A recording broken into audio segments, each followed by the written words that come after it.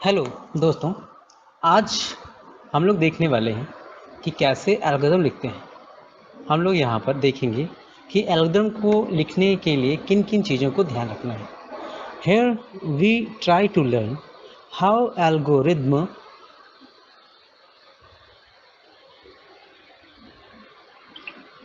written, okay, कैसे algorithm लिखनी है। तो कुछ चीज़ें हैं जो हमें ध्यान रखनी है एल्गोरिदम लिखते समय। वैसे तो कहा जाता है कि एल्गोरिदम लिखने की कोई निश्चित विधि नहीं है, लेकिन एल्गोरिदम लिखते समय कुछ विशेष स्टेप हैं जिन्हें हमें फॉलो करना होता है। तो आइए देखते हैं एल्गोरिदम कैसे लिखें। तो जैसा कि मैंने आपको बताया कि एल्गोरिदम लिखने का इसका कोई निश्चित नियम नहीं है, कोई फिक्स नियम नहीं।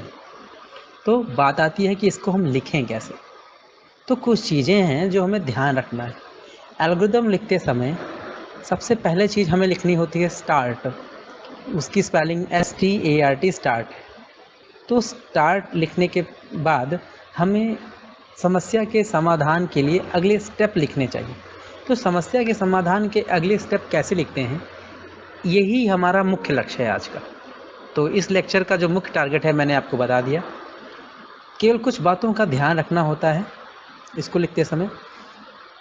ध्यान रखें, सबसे पहले स्टार्ट लिखना है और सबसे लास्ट में STOP स्टॉप लिखना है। स्टॉप क्या व्यक्त करता है? स्टॉप व्यक्त करता है कि समस्या का समाधान हो चुका है, ठीक, और समस्या के समाधान होने के बाद अब यहाँ पे स्टॉप लिख देना होता है। तो वो कौन सी बातें हैं जो हमें ध्यान रखनी है? तो समस्या को पहचानना, आइडेंटिफाई करना। हम कैसे समस्या को पहचानें? देखिए, जब ये कहा जाए कि एक आयत है और उस आयत का क्षेत्रफल ज्ञात करना है, तो हमने आपको क्या दे दी? एक समस्या। ध्यान रखिए, समस्या किसी भी विषय या किसी भी प्रकार की हो सकती है।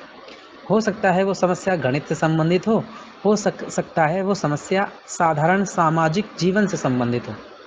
तो यहाँ पे हम आपको गणित से जोड़कर आपको आगे बढ़ा रहे हैं। तो जो सामान्य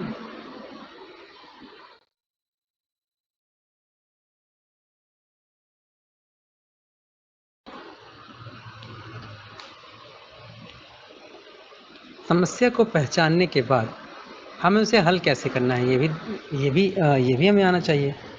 तो समस्या को हल करने के लिए पहले कुछ चीज़ें हैं जिन्हें हमें पहचानना होगा। जैसे उस समस्या में कौन सी मुख्य चीज़ें हैं जो समस्या को उत्पन्न होने या उसको क्रिएट होने में सहायता प्रदान कर रही हैं। इन शॉर्ट कम शब्दों में कहूँ तो कौन कौन से इनपुट्स हैं जो उस प्रॉब्लम को क्रिएट कर रहे हैं। तो समस्या को हल करने के लिए कुछ चीज़ें हैं जो हमें ध्यान देनी है। समस्या को हल करने के लिए कौन कौन सी चीज़ें आवश्यक हैं। तो समस्या को हल करने के लिए पहले तो हमें इनपुट पहचान लेना है और उन इनपुट के द्वारा किस प्रकार का आउटपुट जनरेट हो रहा है। मतलब अगर कोई समस्या समाधान करेगा तो कुछ इनपुट होगा, और उस इनपुट को जब हम लोग और सॉल्व करेंगे, ब्रॉड करेंगे, प्रोसेस करेंगे, तो अंत में हमें आउटपुट प्राप्त होगा। तो ऐसी कोई तरीका भी तो होगा जो इनपुट को आउटपुट में चेंज करता होगा। तो बेसिकली तीन मुख्य चीज़ें हो गई कि समस्या में इनपुट्स कौन से हैं, समस्या का आउटपुट क्या प्राप्त होगा, और समस्या के इनपुट को आउटपुट में बदलने की या समस्या को हल करने की विधि कौन सी है। आगे बढ़ते हैं और देखते हैं कि कैसे हम लोग एल्गोरिदम लिखते हैं। फॉर एग्जांपल के लिए आपके लिए अभी यहाँ पे दिखाया जाएगा कि कौन सी समस्या है और उसका एल्गोरिदम कैसे लिखना है। मानो हमारे पास एक समस्या है जिसे कहते हैं कि आयत। आयत अर्थात एक ऐसी आकृति जिसमें जो भुजा है आमने सामने की वो बराबर होती है, ठीक है। तो इसको हम क्या कहते हैं? आयत कहते हैं। तो आयत का क्षेत्रफल लंबाई गुणे चौड़ाई होता है। तो अगर आयत का क्षेत्रफल हमें निकालना है तो हमें क्या क्या चीज़ें ज्ञात होनी चाहिए। चलिए शुरू करते हैं।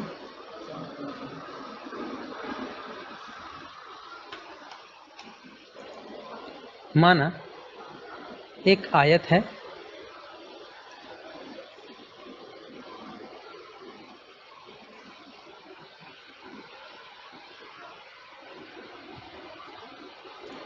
जिसकी लंबाई l और चौड़ाई b है।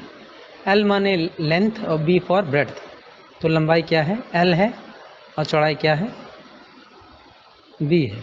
l माने लेंथ, b फॉर ब्रेड्थ। लंबाई बराबर दिया गया है 2 और चौड़ाई बराबर दिया गया है कितना? 3। अगर इसका एरिया हमें कैलकुलेट करना हो, क्षेत्रफल निकालना हो, तो हो जाएगा l इंटू बी, अर्थात 2 गुणे 3 अर्थात 6। तो ये तो हुआ गणित का तरीका। गणित के तरीके से अगर हमें ये लगाना हो सवाल, तो हम करते क्या हैं? क्या स्टैंडर्ड, क्या सॉल्यूशन हम लोग निकालते हैं? तो हमारी प्रॉब्लम क्या है, हमने प्रॉब्लम पहचानना है। हमारी प्रॉब्लम क्या है कि हम कैसे एरिया फाइंड करें, हाउ फाइंड एरिया, एरिया को कैसे फाइंड करें। तो अगर आपने मैथ पढ़ी है तो आप जानते हैं कि एरिया को फाइंड करने का जो तरीका है वो है L इंटू बी। तो यहाँ हम कर क्या रहे हैं इस पहले स्टेप में?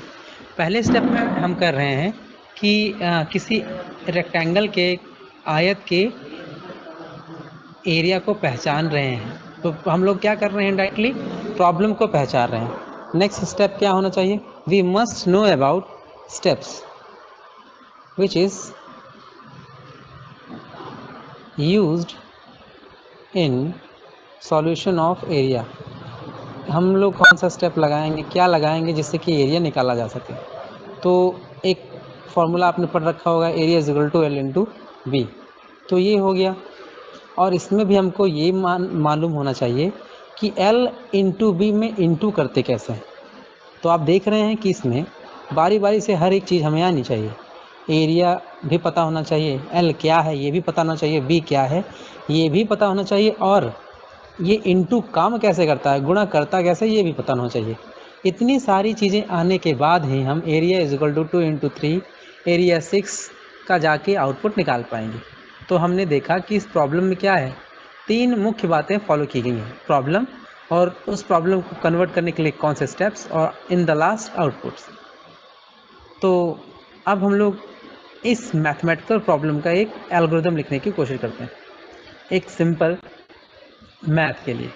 Okay, so let's have a start how we write an algorithm for a simple mathematics problem.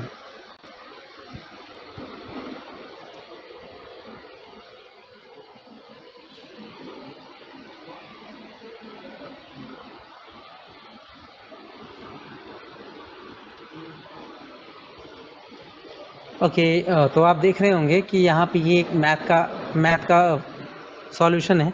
इसको हम लोग एक साइड पर रख लेते हैं और निकालते हैं इसकी एल्गोरिथम। तो एल्गोरिथम में जो सबसे पहला स्टेप होता है वो क्या होता है? स्टार्ट लिखना होता है। तो एल्गोरिथम में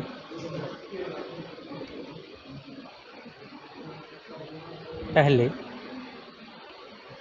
स्टेप में हम लोग लिख देते हैं स्टार्ट। ओके, तो आइए शुरू करते हैं। Number 1 START start.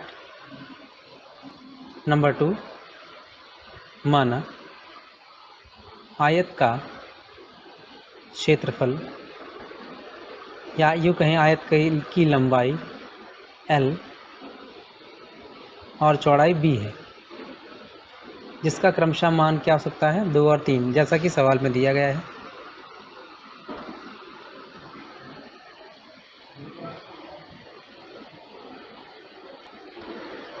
ओके, तो नेक्स्ट स्टेप होना क्या चाहिए? क्योंकि एल्गोरिथम कहती क्या है कि किसी भी समस्या का समाधान स्टेप बाय स्टेप करना।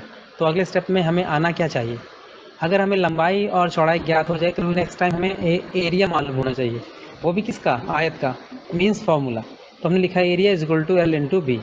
अब माना क्षेत्रफल एरिया इज इक्वल टू, अब इन सबकी वैल्यू रख देते हैं 1 बाय 1, 2 इंटू 3, और नेक्स्ट स्टेप होगा उसका क्षेत्रफल का निकल जाना। तो क्षेत्रफल निकला कितना? 6। जब एल्गोरिथम निकल जाए तो यही से हमारी एल्गोरिथम क्या हो जाती है? स्टॉप हो जाती है। आई होप कि आप लोगों को समझ में आया होगा। सबसे लास्ट स्टेप क्या था? स्टॉप था, और सबसे पहला स्टेप क्या होगा? स्टार्ट। तो ये तरीका है एल्गोरिथम को लिखने का। Thank you so much.